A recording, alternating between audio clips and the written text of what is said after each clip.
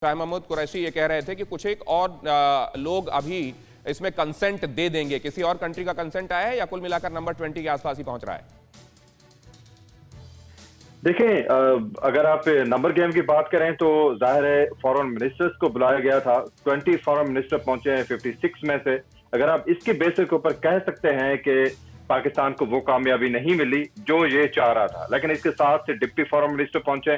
तो खूबसूरत बात यह है कि जिन जिन को इन्होंने इन्वाइट किया वहां से छोटे बड़े सभी आए हैं। लेकिन आपका क्वेश्चन बहरहाल बड़ा इंपॉर्टेंट है, वो ये कि क्या इसका आउटकम क्या निकला है। अभी तक सऊदी अरेबिया ने प्लेज किया है इसको 1 बिलियन सऊदी रियाल, और बाकी सब ने बातें तो बहुत ज्यादा की हैं, बड़ी खूबसूरत तकरीरें की हैं, लेकिन अभी तक कोई कंक्रीट किस्म का हमारे पास इसका कोई जिस तरह एक एलानिया होता है वो नहीं हुआ। जहां तक शाह महमूद कुरैशी साहब की बात आप कर रहे हैं, उनकी जो बॉडी लैंग्वेज थी वो बिल्कुल एक हारे हुए शख्स की बॉडी लैंग्वेज थी।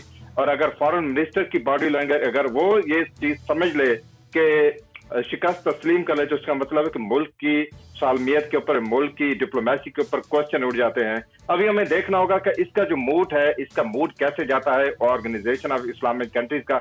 एक बड़ी इंपॉर्टेंट बात बता दूं, इसमें इसको ऑर्गेनाइज सऊदी अरेबिया ने किया है। पाकिस्तान ने जस्ट वेन्यू दिया है, लेकिन इसको सऊदी अरेबिया ने ऑर्गेनाइज किया है।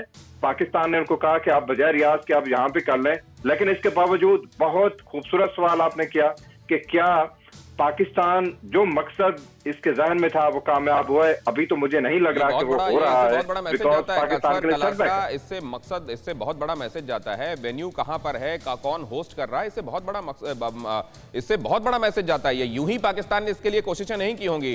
जनरल यश मोर, इस पर आपका टेक, और आखिरकार ये हीरो बनने गए थे और जीरो बनकर आएंगे वाली बात हो गई, या फिर आपको लगता है कि उसकी अपनी कैपेसिटी में पाकिस्तान जो करना चाह रहा है उसमें कुछ हद तक, कुछ एक्सटेंट तक सक्सेसफुल रहा? मैं दिनेश ये बताना चाहता हूँ, पहली बात तो ओआईसी पे ही मैं सवाल उठाना चाहता हूँ। ये ठीक है, आज से 25-30 साल पहले ये एक लॉबी ग्रुप था जब कोल्ड वॉर था यूएस और यूएसएसआर के बीच में, बट धीरे धीरे ये ऑर्गेनाइजेशन अपना रेलेवेंस भूल चुका है और इसमें वो दम नहीं रहा कि क्योंकि मुस्लिम देश आपस में खुद लड़ रहे हैं और इनकी आपस में ही नहीं, कोई बहुत से मसले हैं जिनमें इनकी आपस में नहीं बातचीत बनती है। एक तरफ शिया क्रेसेंट है, एक तरफ सुन्नी लॉबी है, ये खुद नहीं डिसाइड कर पा रहे हैं कि सही कौन है।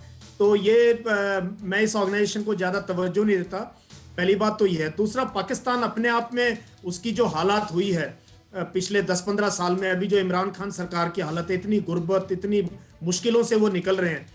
अफगानिस्तान में ठीक है, उन्होंने तालिबान को दोबारा तख्त पर तो बैठा दिया है, लेकिन एक भी कंट्री ने आज तक तालिबान को रिकॉग्नाइज नहीं किया है। यूएन में उनकी सीट नहीं हो पाई है और उनकी बहुत ही जर्जर कंडीशन है उनकी। उनको पता है कि without US support, without support of Russia and other countries including India, ये वहां पर कुछ नहीं होने वाला। तो मैं तो इस ओआईसी ऑर्गेनाइजेशन को बहुत साल से नजदीकी से देखा है, मुझे इसमें कोई दम नजर नहीं आता है। अभी ये ठीक है 2 दिन चर्चा करके चले जाएंगे, लेकिन ये आपस में इनकी सलाह मशवरा नहीं होता और ये आपस में लड़ते रहते हैं।